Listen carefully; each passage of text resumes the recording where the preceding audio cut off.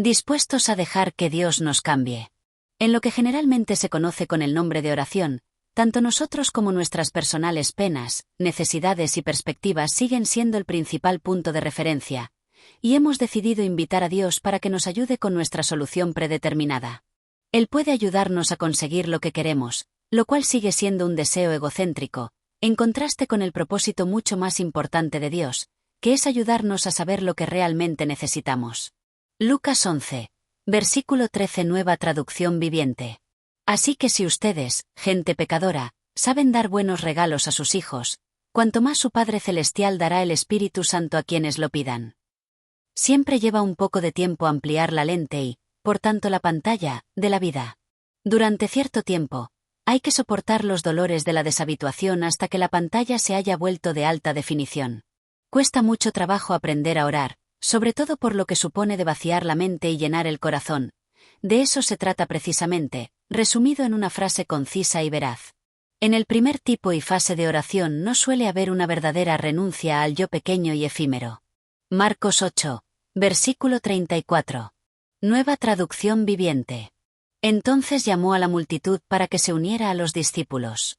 Y dijo: si alguno de ustedes quiere ser mi seguidor, tiene que abandonar su propia manera de vivir, tomar su cruz y seguirme.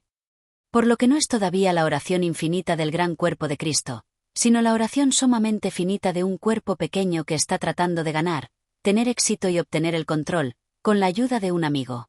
Pero Dios no puede contestar directamente a tales oraciones porque, francamente, estas suelen tener por objeto una cosa equivocada y hacerse a partir del yo equivocado, aunque nosotros no lo sepamos todavía. En síntesis, en la oración no se trata de cambiar a Dios sino de estar dispuestos a dejar que Dios nos cambie, o como se dice en el 11º paso de Alcohólicos Anónimos, a pedirle solamente que nos deje conocer su voluntad. Jesús llega a decir que la verdadera oración siempre es contestada. Mateo 7, versículos 7 al 11. Nueva Traducción Viviente. Sigue pidiendo y recibirás lo que pides. Sigue buscando y encontrarás. Sigue llamando, y la puerta se te abrirá. Pues todo el que pide, recibe. Todo el que busca, encuentra, y a todo el que llama, se le abrirá la puerta. Ustedes, los que son padres, si sus hijos les piden un pedazo de pan, ¿acaso les dan una piedra en su lugar? ¿O si les piden un pescado, les dan una serpiente? Claro que no. Así que si ustedes, gente pecadora, saben dar buenos regalos a sus hijos, cuanto más su Padre Celestial dará buenos regalos a quienes le pidan. Ahora bien, todos sabemos que eso no es verdad de facto, a no ser que se refiera a la oración en el sentido que yo estoy tratando de describir. Si somos capaces de cambiar de mente y adoptar la de Cristo, nuestra oración ya ha sido contestada. Esta nueva mente conoce, comprende, acepta y ve de manera correcta, amplia y sabia, y sus oraciones son siempre contestadas porque en realidad son también las oraciones de Dios. En la verdadera oración se trata siempre de dar con quién correcto. ¿Quién está haciendo la oración? ¿Nosotros o Dios en nosotros? ¿Nuestro pequeño yo o la consciencia de Cristo? La mente contemplativa ora desde un sentido diferente del quién soy yo.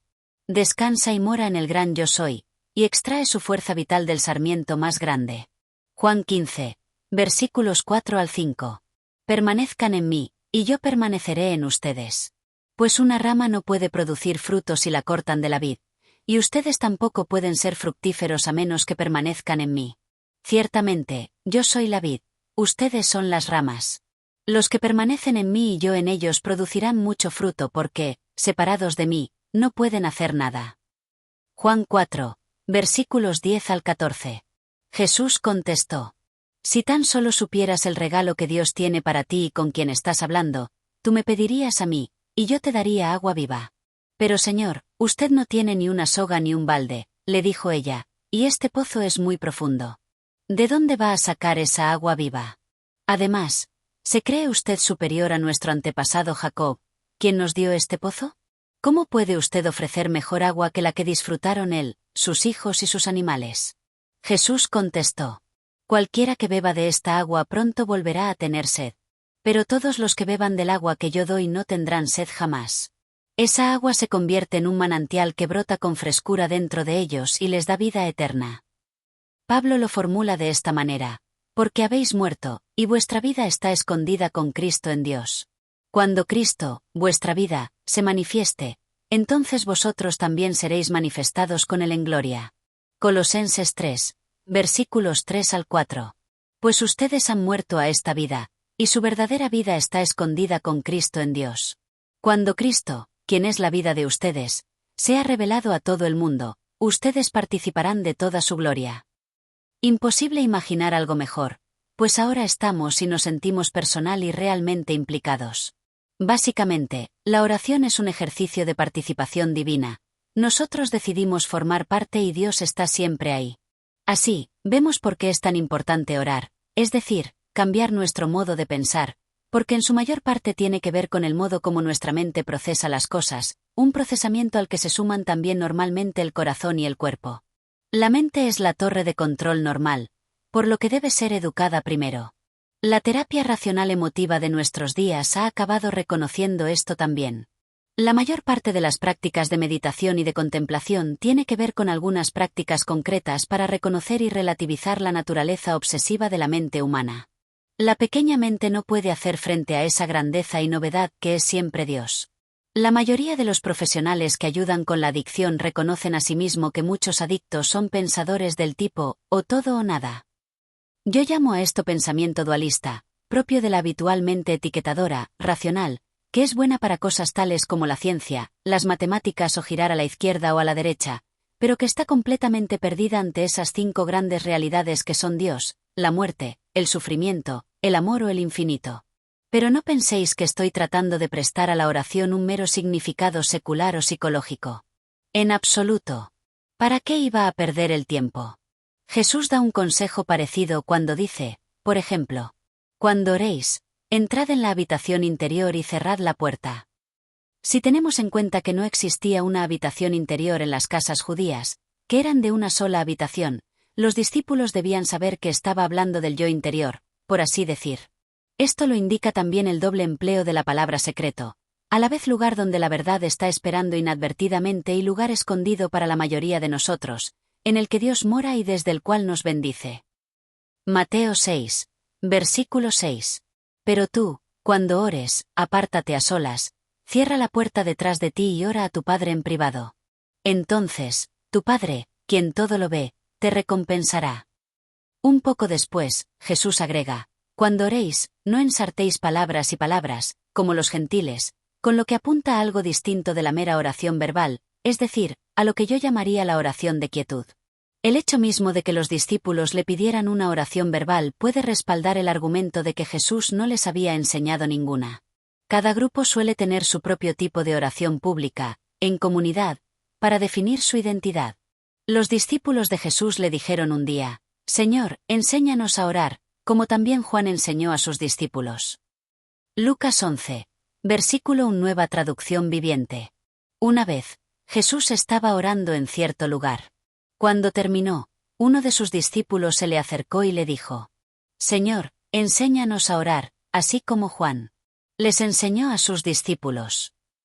De donde se podría deducir que lo que llamamos el Padre Nuestro fue en parte una concesión desde luego excelente a esta comprensible necesidad social que tenemos los humanos.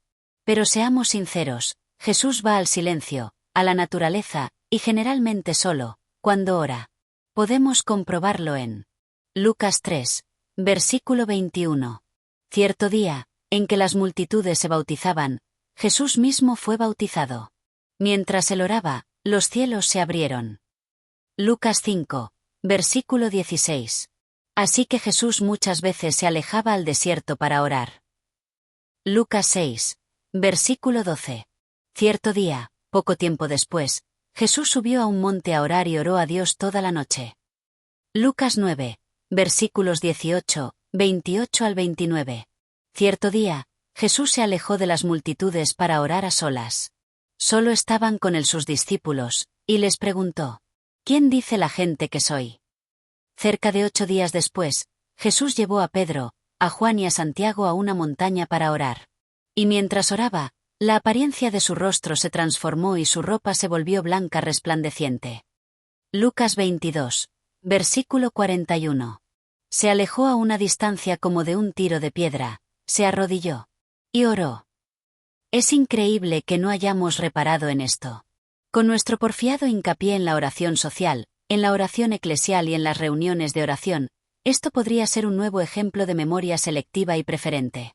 Desde el siglo XIII, nadie nos ha dicho qué debemos hacer con nuestras mentes cuando estamos solos, al menos de una manera sistemática.